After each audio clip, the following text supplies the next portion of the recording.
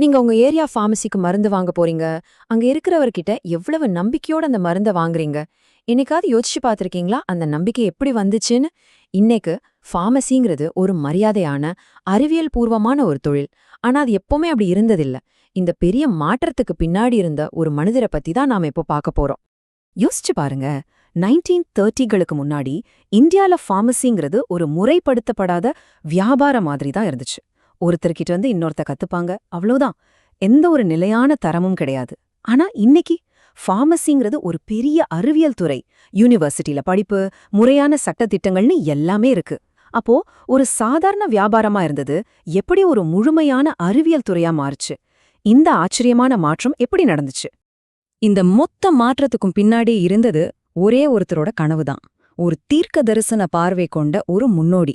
அவர்தான் மகாதேவலால் ஷ்ராஃப். இந்த பிரச்சனைய சரியா புரிஞ்சுகிட்டு இத சரி பண்ணியே ஆகணும்னு தான் வாழ்க்கையே அர்ப்பணிச்ச ஒரு மனிதர். 1902ல வாரணாசியில பிறந்தவர் தான் ஷ்ராஃப். அவர் அமெரிக்காக்கு போய் பார்மசூட்டிக்கல் சயின்ஸ் படிச்சாரு. யோசிச்சு பாருங்க, அந்த காலத்துல இது எவ்ளோ பெரிய விஷயம்னு. ஆனா அவர் படிச்சு முடிச்சுட்டு இந்தியாவுக்கு திரும்பி வந்தப்போ அவருக்கு ஒரு பெரிய ஷாக் காத்துட்டு இருந்துச்சு. இங்க முறையான பார்மசி கல்விங்கிற ஒன்னே இல்லைங்கிறத பார்த்துட்டு ரொம்ப அதிர்ச்சி அடைஞ்சாரு. அந்த நிமிஷம்தான் எல்லாத்துக்கும் தொடக்க புள்ளியா இருந்துச்சு. சரி, இப்போ ஷ்ராஃப் செஞ்ச அந்த முக்கியமான விஷயத்துக்கு வருவோம். இது சாதாரண விஷயம் இல்லே. இந்தியாவோட அறிவியல் சரித்திரத்திலேயே இது ஒரு பெரிய டேர்னிங் பாயிண்ட். அது என்னன்னா, இந்தியாலேயே முதல் முறையா ஒரு யூனிவர்சிட்டியில பார்மசி பட்டப்படிப்பா ஆரம்பிச்சதுதான் 1932. இந்த வருஷத்தை நல்லா ஞாபகம் வச்சுக்கோங்க. ஏன்னா இந்தியாவோட அறிவியல் மற்றும் மருத்துவ வரலாற்றுல இது ரொம்ப ரொம்ப முக்கியமான ஒரு வருஷம். இந்த வருஷத்துல தான் அந்த புரட்சியே ஆரம்பிச்சது.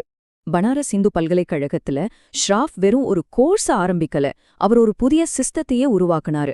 அதுவரைக்கும் இருந்த அந்த பழைய குரு சிஷ்யன் முறைய மொத்தமா மாத்தி முறையான அறிவியல் அடிப்படையிலான ஒரு கல்வி பயிற்சியை கொண்டு வந்தாரு. சொல்லப்போனா இந்தியாவே முதல் முறையா பார்மசி ஒரு கல்வித்துறையா அங்கதான் பிறந்துச்சு. அவர் கொண்டு வந்த பாடத்திட்டத்தை பாத்தீங்கன்னா அசந்துடுவீங்க. பார்மசியூட்டிக்ஸ், பார்மகாக்னசி, பார்மசியூட்டிக்கல் கெமிஸ்ட்ரின்னு எல்லா முக்கியமான அறிவியல் பிரிவுகளையும் அதுல சேர்த்தாரு.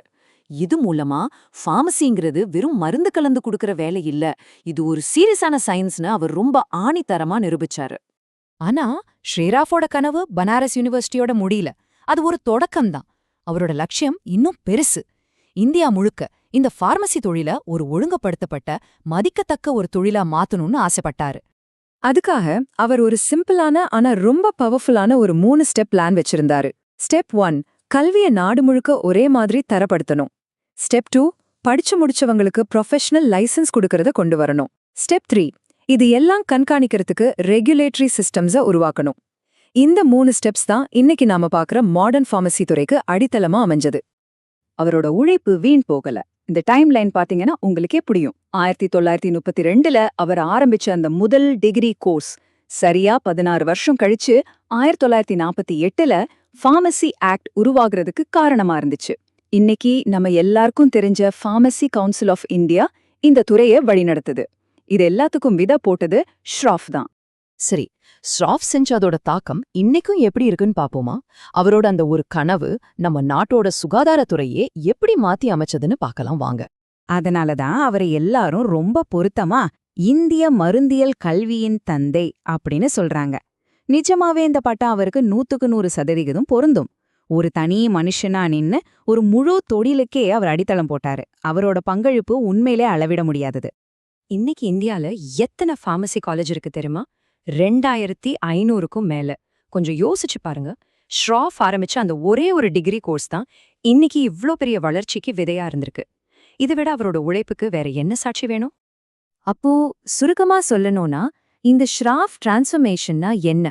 அது ரொம்ப சிம்பிள். இந்தியால பார்மசிய ஒரு சாதாரண வியாபாரத்திலிருந்து ஒரு ஒழுங்குபடுத்தப்பட்ட அறிவியல் சார்ந்த கல்வித்துறையா மாத்துனதுதான். இதுதான் நாம இந்த பகுதியிலிருந்து கத்துக்க வேண்டிய முக்கியமான விஷயம். ஷ்ராஃப் அவரோட காலத்துக்கான தேவையை புரிஞ்சுக்கிட்டு ஒரு பெரிய துறையையே உருவாக்கினாரு. இதெல்லாம் பார்க்கும்போது எனக்கு ஒரு கேள்வி தோணுது. நம்ம காலத்துல நாளைக்கு ரொம்ப அத்தியாவசியமா இருக்க போற தொழில்களை உருவாக்குற முன்னோடிகள் யாரு? அவங்க எங்கே இருக்காங்க? யோசிச்சு பாருங்க.